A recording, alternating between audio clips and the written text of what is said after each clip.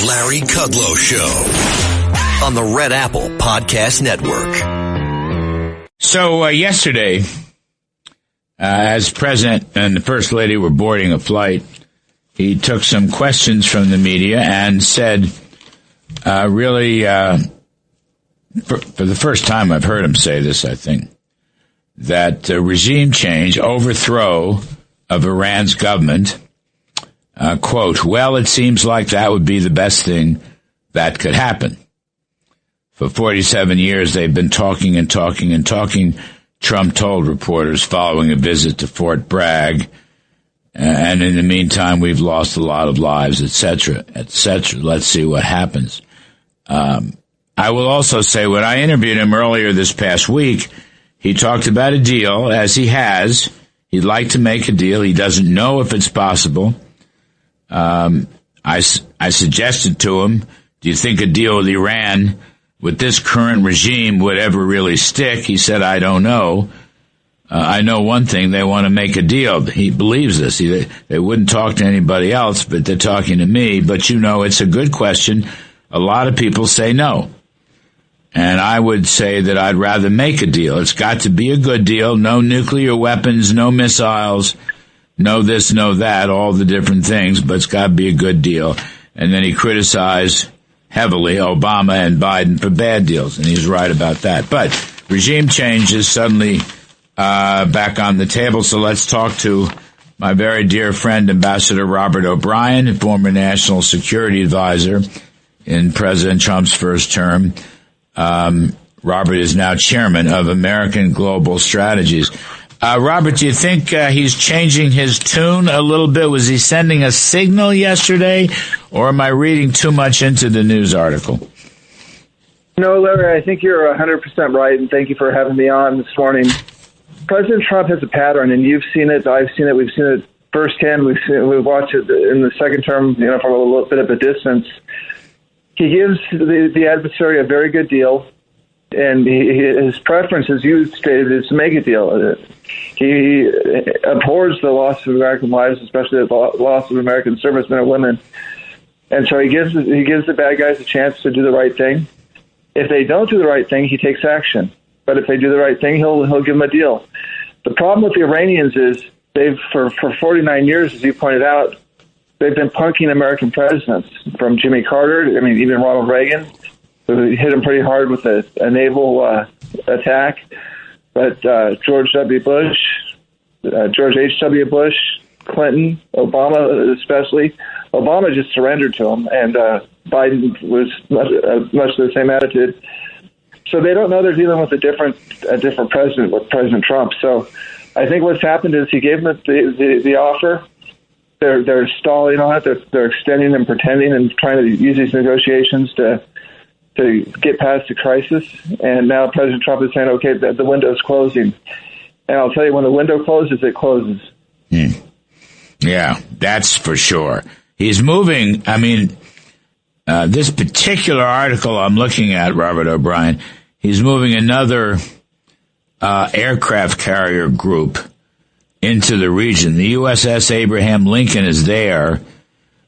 This one says the second aircraft carrier, the USS George H.W. Bush, is prepared to deploy. I had also heard that, I thought I read someplace the Gerald Ford battleship group, but you know more about that than I do. But the point is, he's moving more resources into the region, which is itself probably a leading indicator. What you think? I agree, Larry, because once you move a carrier battle group into the region, you can only leave it there for so long. The deployment, schedule for these carriers is, at max about 280 days. The Abraham Lincoln is getting close to that. I'm like you, I don't get the morning brief anymore. But yeah. I read in the paper that they're thinking about sending the George H.W. Bush from Norfolk or sending the Ford, which has been on station off Venezuela. There's a potential there that they could send they could send the Ford and the Bush. And so then you have three carriers in the region. And keep in mind, each of these carriers has about 90 aircraft on them. So we're talking about potentially, 270 aircraft. in the region. If all three carriers win, then 180. If just two carriers go, that's an incredible amount of firepower. That's more firepower than most countries' entire air force on those two ships. So it's going to be he'll be able to deliver a devastating blow to the Iranians if they don't take the deal. And a lot of firepower to protect Israel, our bases, other countries, I suppose, right? Isn't that how that works?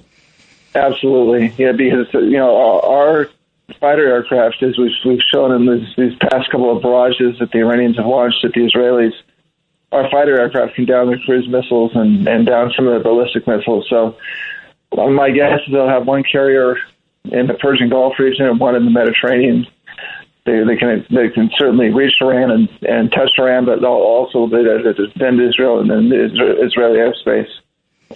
So another. Look, I so would like to see regime change. Question is, what happens? I mean, he can kill the mullahs, take out the Revolutionary Guard, but he's not that keen on Reza Pahlavi. He never really talks up the Shah's son. And the question, Robert O'Brien, is always, okay, you want it to be indigenous, so somebody has to emerge as an indigenous non-regime leader, but has that work, or were we taking a risk there? I mean, these are probably things that he and his team are considering. Well, the problem in the Middle East is you always wonder if the new guy is worse than the dictator you get rid of. But in the case of the Iranians, it's hard to imagine something worse. I mean, remember, Larry, these people killed our Marines, the Marine barracks in Beirut. They killed our diplomats, the embassy in Beirut back in 82, 83. Then they went to Khobar Towers and killed the Army and Air Force personnel in Saudi Arabia at Khobar Towers. Then they killed 600 to 800 at least American soldiers in Iraq. They've killed Bob Levinson, the hostage there, longtime hostage there. These are very brutal men who've killed thousands of Americans. And, so the idea of getting someone worse is, I don't think that'll happen, but you're right, we do need an indigenous Iranian leader to rise up. The problem with that is that it's hard to identify a leader, because as soon as a leader is identified in Iran, in the opposition, he gets hung from a crane or shot. So if we give him some space, and maybe the Crown Prince Pahlavi comes in as like Juan Carlos did after Franco in Spain for 6 months or 8 months or a year, supervises things until there's an election, and has a free and fair election, and that the Iranian people can elect their own leaders. That's ultimately what we want. We don't want to put an American puppet in. We want the Iranians to select their own leader in a free and fair election, and maybe Pahlavi comes in as a caretaker.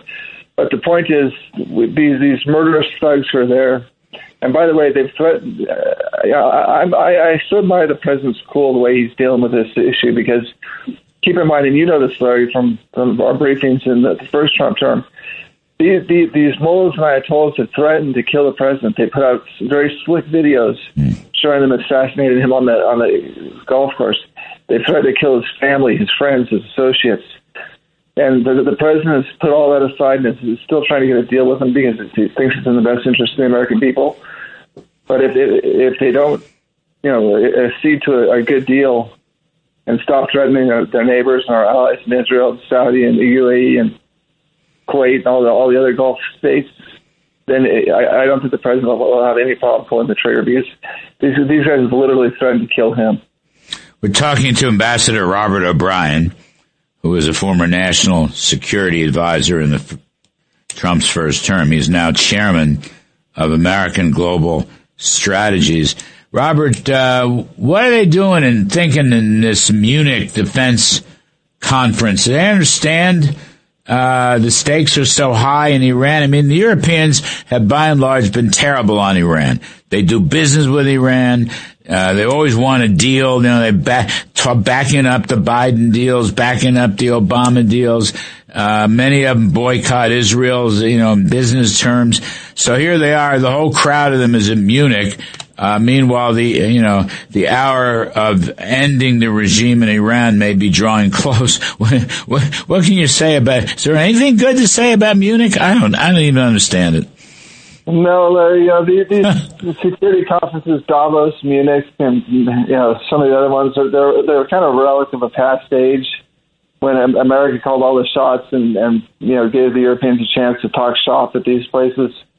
What I kind of look, we're friends with Europe, and we've got a common destiny with Europe, and many of us came from European countries, at least our ancestors did, and so there's an affinity there, but the Europeans, since World War II, have not wanted to back up anything with force. They think they can deal with everything with a treaty or trade or aid. They've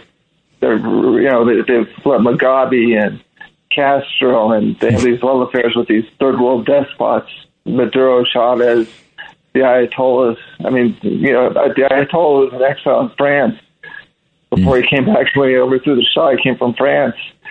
So they think if they give aid and appease their adversaries, that they'll be the last person eaten by the crocodile, I guess. But quietly, they'll tell you when we're taking action. They'll all come quietly. They'll never say it publicly, but they'll quietly tell you, "Thank you. This is a terrible problem. You handle it." And then they'll go on TV and talk about the big bad Americans not doing something on a multilateral basis. But yeah, they would be very pleased if we got rid of the Iranians, but they're never going to come out and say it. You were the one that I'm almost sure you were the one that reminded me a week or two ago that they're still buying oil and gas from Russia. They're supposed arch enemy.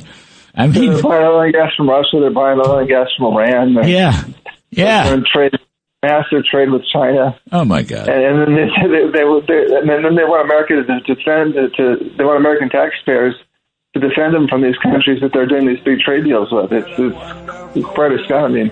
Phenomenal. But we love our European friends, and it's going to be tough love in Munich, but in families need a little tough love. Nothing but love, right? Tough love. I love that. Tough love. Ambassador Robert O'Brien, just about as good as it gets, folks. He's now chairman of the American Global Strategies, and I pitch in every now and then. Thank you, Robert. We appreciate it very much. Folks, we're going to take a break, and then we're going to do some stock market work on the other side. Dow 50,000, S&P 7,000. It's a wonderful story. I'm Kudlow. Stay with us.